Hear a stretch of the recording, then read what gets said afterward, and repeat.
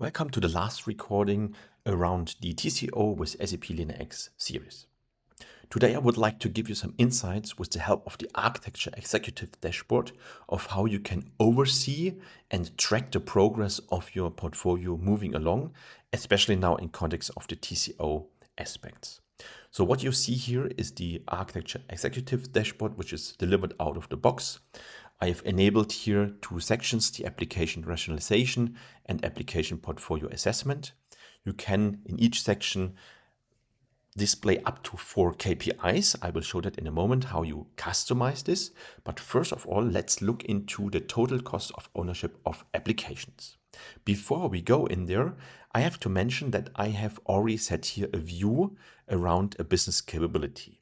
So you can customize views depending on your specific context. What you see here, I defined views around business capabilities, but also organizations, so my regions like we've seen before, or you could also include other things. In this case, we have also the time classification in here.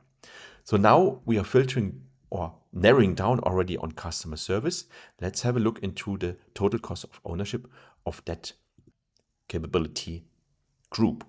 So what you see here is I have my organizations. I have here a so-called pivot by option where you again see the filters.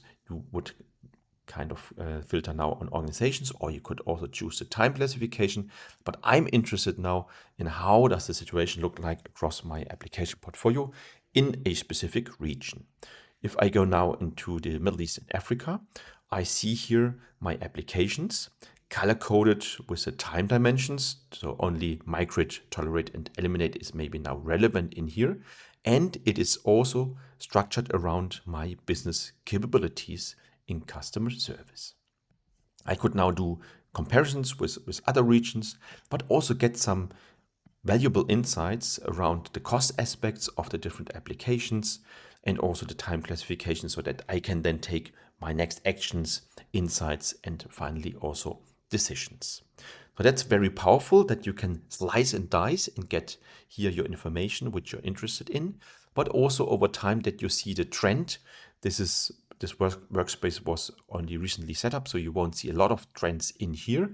But if you live the whole thing moving forward, you would then see how is the trend looking like. Is it going up, down, or is it kind of flat? So what I would also like to show you is here that you can also define your KPIs, or you can actually include additional KPIs.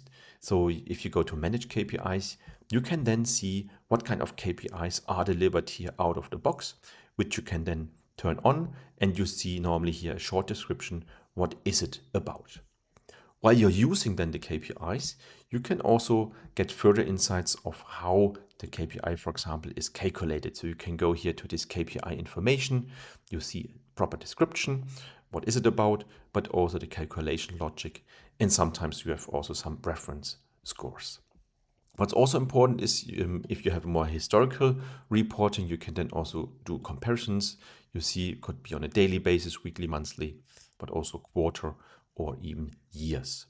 But that's very powerful that you see how is my application landscape evolving now in this context, also from a TCO perspective. And with this, I would like to close here my series around TCO with SAP LeanIX. I hope you enjoyed it, that you also got some new insights of what's the art of the possible. I personally believe that the TCO aspect is very much of importance in order to take the right decisions, that we understand what's the cost implication and how should we best move forward into the future, also in the sense of freeing up budget for innovations. Yeah, and this is something we will have also a look into in the future. You see already a KPI around the AI Agent Hub, Agent Portfolio, so something where we then would have a closer look into how we bring AI agents into a landscape, but also understand where they are and how should we best govern them. So please stay tuned, and I'm looking forward to your comments, to your ideas, and our interaction moving forward. Thank you very much.